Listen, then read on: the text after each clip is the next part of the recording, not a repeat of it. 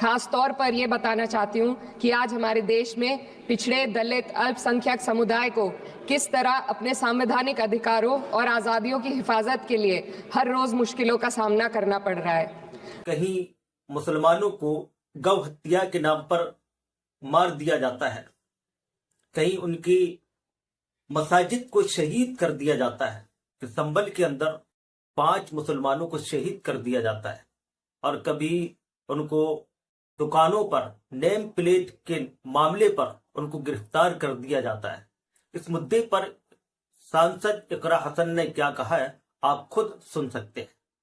एक युवा सांसद के तौर पर मैं अपनी उम्मीदों को संविधान के साथ जोड़कर डॉक्टर BR अम्बेडकर के कथन से अपनी बात रखना चाहती हूँ। उन्होंने कहा था, मुझे अपने भारतवर्ष पर फक्र है कि जिसके पास ऐसा संविधान है जो लोकतंत्र, समाजवाद और सेक्युलरिज्म को संजोता है। लेकिन आज ऐसा लगता है जैसे संविधान की किताब तो है पर इसे चलाने वालों का ईमान गुम हो गया है। आज हिंदुस्तान में हर वर्ग को किसी न किसी चुनौती का सामना करना पड़ रहा है, मगर अल्पसंख्यक, खासतौर पर मुसलमानों पर जो कहर टूटा है वो किसी से छुपा नहीं है। ये लोग सिर्फ अपने मजहबी पहचान की वजह से निशाने पर हैं। संविधान का अनुच्छेद 15 कहता है कि किसी भी नागरिक के साथ धर्म, जाति या किसी और वजह से भेदभाव नहीं होना चाहिए, लेकिन हकीकत इसके उलट है। हालात इस कदर बिगड़ चुके हैं कि hate speech, mob lynching, bulldozer द्वारा घरों को गिराने की घटनाएं आम हो गई हैं। खास तौर पर उत्तर प्रदेश में, जहां ऐसा लगता है जैसे कानून के नाम पर जंगल राज चल रहा हो। संभल में जो हुआ वो सबके सामने है। पुलिस के संरक्षण में निर्दोष लोगों की हत्या की गई और सरकार ने चुप्पी साध ली। अल्पसंख्यकों पर हिंसा बढ़ती जा रही है, मगर सत्ता में बैठे लोग या तो आंखें मूंदे हुए हैं या फिर इन घटनाओं को बढ़ावा दे रहे हैं। हद तो तब हो जाती है जब न्यायपालिका की बात भी अनसुनी कर दी जाती है। सुप्रीम कोर्ट ने मॉब लिंचिंग पर 11 सूत्रीय निर्देश जारी किए थे। इसमें साफ कहा गया था कि राज्य सरकारें और पुलिस इस तरह की घटनाओं को रोकने और दोषियों पर सख्त कार्रवाई करने के लिए जिम्मेदार है, लेकिन आज भी इन निर्देशों पर अमल नहीं हो रहा है। हाल ये है कि मॉब लिंचिंग को रोकने की बजाय सत्ता में बैठे लोग आग में घी डालने का काम कर रहे हैं। उनकी जुबान से ऐसी बातें निकलती हैं जो नफरत को और बढ़ावा देती है। ये अशांति अब इतनी गहराई तक फैल चुकी है कि हमारे समाज के धर्मनिरपेक्ष चरित्र पर गंभीर सवाल उठ रहे हैं। साल की शुरुआत में ही कई राज्यों में दुकानदारों को अपने नाम बोर्ड पर लगाने के लिए मजबूर किया गया।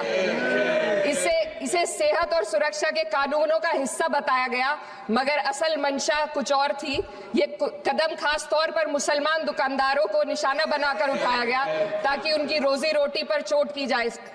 पिछले हफ्ते मुरादाबाद में एक मुस्लिम डॉक्टर को हिंदू बहुल्य मोहल्ले में घर खरीदने पर विरोध झेलना पड़ा। वजह बताई गई कि इससे मोहल्ले की सामाजिक शांति बिगड़ जाएगी। अब आप ही बताइए, क्या ये वजह सही है, जायज है?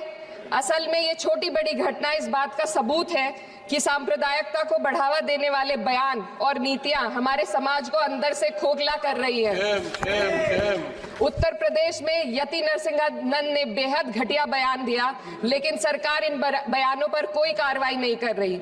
हेट स्पीच न केवल जनमानस के विचारों को प्रदूषित करती है, बल्कि इससे अब संवैधानिक पदों पर बैठे लोगों को भी प्रभावित कर दिया है।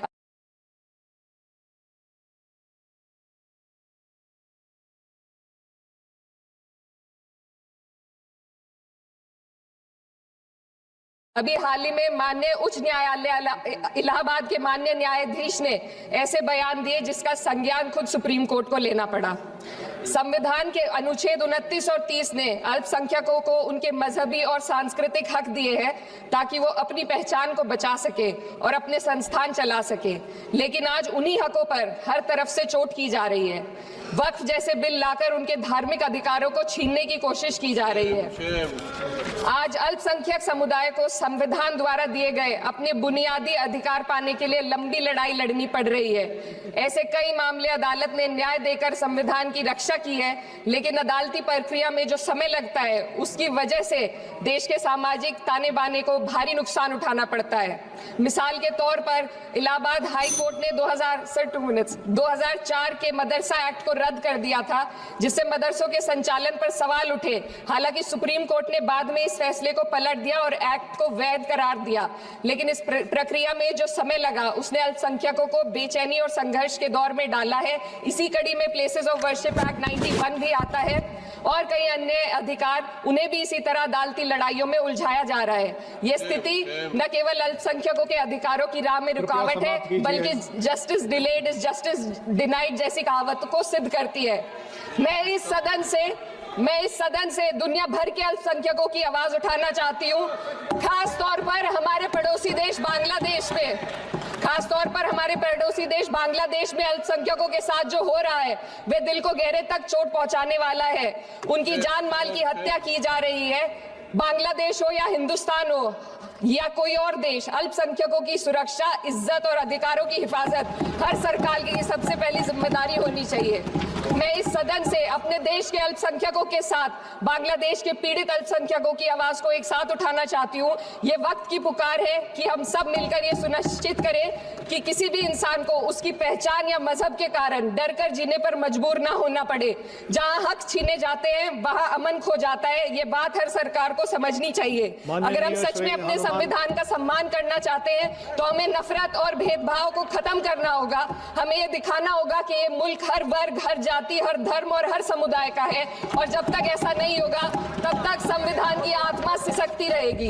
सर, अपनी बात को खत्म करते हुए मैं एक शेर अर्ज करना चाहती हूँ।